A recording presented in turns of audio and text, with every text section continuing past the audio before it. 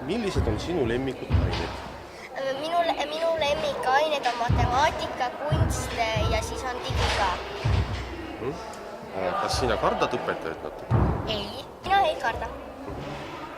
Kelleks sina tahad saada ja miks? Ma tahan saada matemaatikaõpetajaks ja sellepärast, et matemaatika on tore ja õpetaja on ka tore olla. Ja mis on koolis kõige toredam ja mis ei meeldi? Koolis kõige toredam on see, et me saame laialt ringi joosta ja uues koolimajas me oleme väljas ja on ronimiseina äge ja palju asju, aga mulle see ei meeldinud, et vanas koolimajas olid tunnid, et vahetunnid olid hästi lühikesed ja söögivaheaeg oli nii lühike. Kas sul on hea meel, et algas uus kooliaasta? Ja, mul on hea meel, on küll.